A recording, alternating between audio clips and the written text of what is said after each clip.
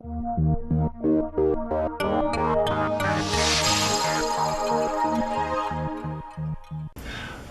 to the BlackbirdNews.com candidate profiles for the riding of London North Centre. We're joined by German Gutierrez, who is a candidate for the NDP. German, thank you for coming in this morning. Thank you for having me.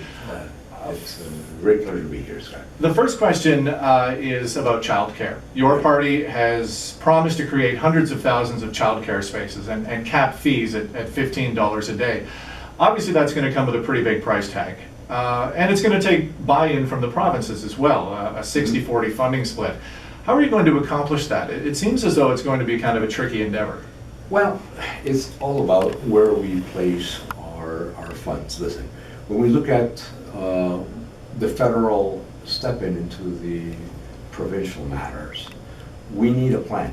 We need to, there's a $60 billion gap in our municipalities. Half of that $60 billion gap, of course, because the federal government has not stepped in. And we can perfectly provide that. It's just a question of how we download into the province the funds and what we do with our tax money. That tax money, well liberated, will perfectly account for the amount. So we need to download into the creation of spaces. The issue, and let's address the issue, which is the most important thing. A mom today who has a son or a daughter has to spend $1,200 on childcare a month. And maybe because of the amount of money that she's making at her not very well paid job, she ends up losing if she goes to work. We can't have that kind of an answer for our mothers. We need to be able to go out and give them the support that they need so women can go out into the job market and start strengthening our economy again. So the funds, where the funds will come from is how we use our federal monies to download into the provinces in a proper way. I'll give you a little example. I was making a few notes, but I just want to show you a couple of things. We need to fix the Economic Development Agency for Southern Ontario had a budget of $17.61 per capita compared to $37.16 per capita for the region of Quebec. In other words, Ontarians contribute $9.1 to $12.5 billion more into the Federation than what we get back in services. So all we have to do is use those monies wisely. Okay, a lot of people, you mentioned jobs. There are a lot of people in this community who, despite the recovery that we have seen since the depths of the recession, a lot of people still can't find work. And the manufacturing sector is still struggling a bit. It's certainly a lot better than it was. But we can't necessarily rely on that sector to get people back to work the way we may have in past decades. So how would an NDP government get people in this area working again? Excellent question, thank you. And again, it's about looking at the region. The London Economic Region is a mix of Oxford, Elgin, and Middlesex with a population of 660,000 people approximately. Our economic base continues to be manufacturing and agriculture. Those are our primary export industries. But we also have a growing broad service industry. The principal center, like the London Census metropolitan area, including London and St. Thomas, which is urban jurisdictions like Lambeth included also, have had a very slow recovery since the 2008 recession. There are key economic indicators that are still below pre-recession levels, right? And the external conditions are what we have not been able to cope with. They're depreciation of the Canadian dollar, the stronger US dollar, lower oil prices, all that have set a stage that provides for challenges, but also for opportunities. We are able to now maybe concentrate on changing our profile.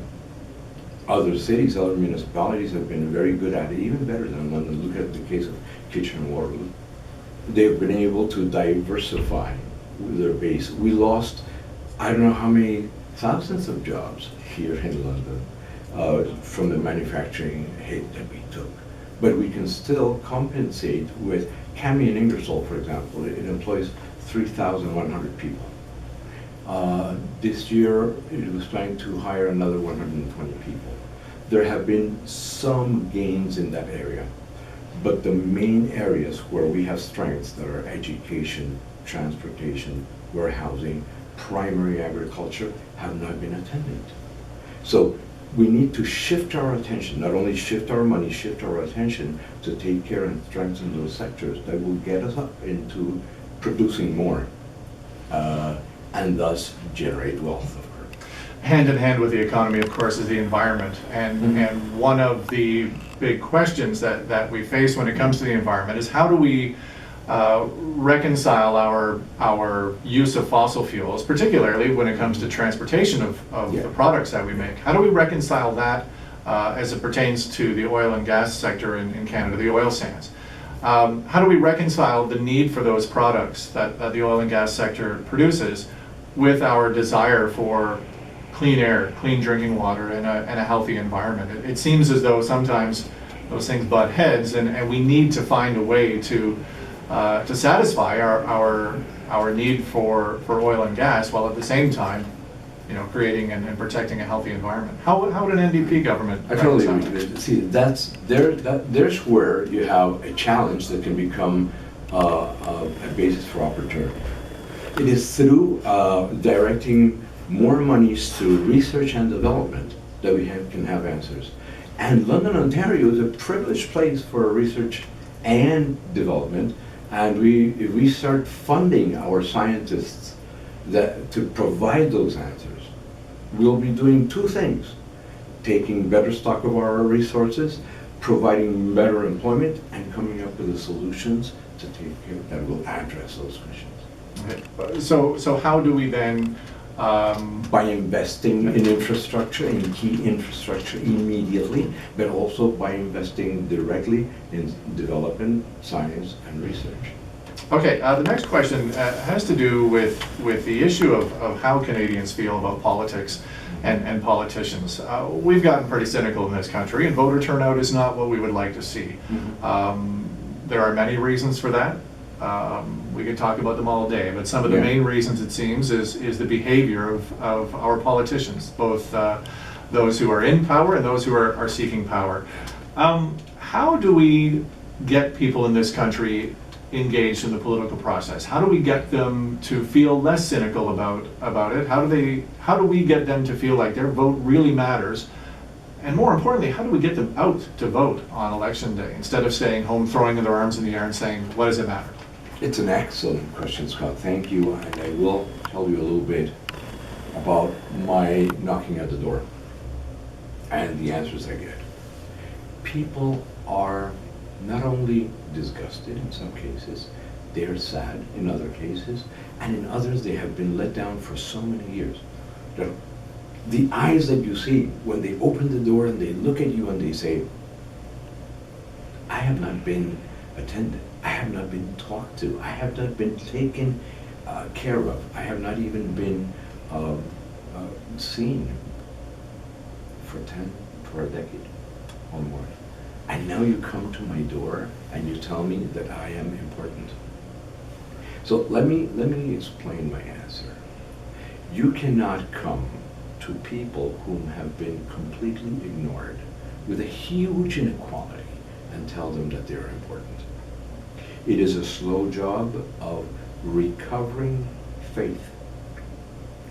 In our country, Canada is very strong, and the strength of Canada is what has protected it from imploding further.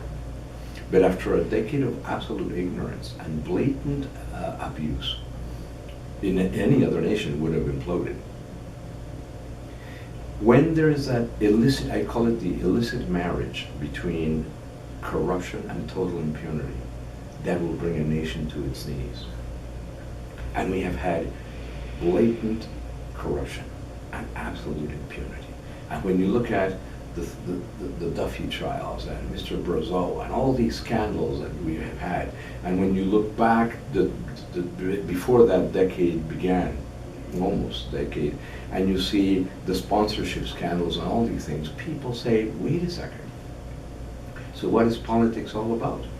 It's about misappropriation of funds, it's about doing all kinds of trickery, and if they can do it up there, why can't I? It hasn't happened because Canadians are profoundly honest, but now they are challenged and they are struggling with an inequality such that I see homelessness and poverty at the door in a nation that's not supposed to have poverty. We're a G7 nation. So how do we address that? By addressing honesty, by addressing transparency, by addressing accountability at all levels. Very quickly, because you mentioned honesty and integrity, there are concerns about omnibus bills. Yes.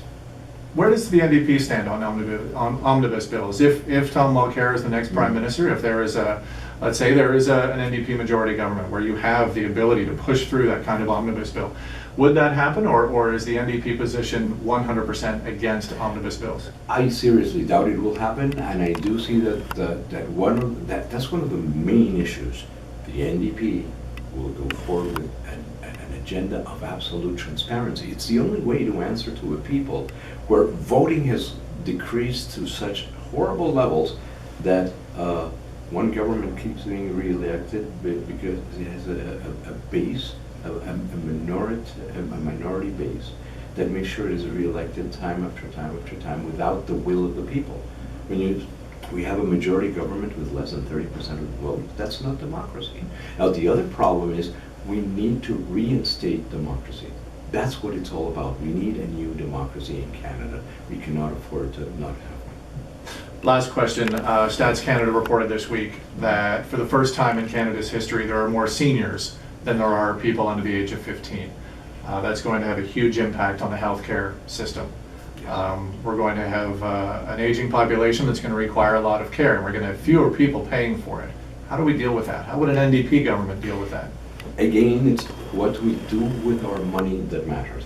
The economy is a very complex set of things, and at the macroeconomic level, it's all about your sources of funds and your allocations.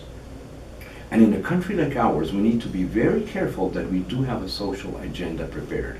We cannot afford to turn our backs on the people who have given the best of their lives to make this nation strong.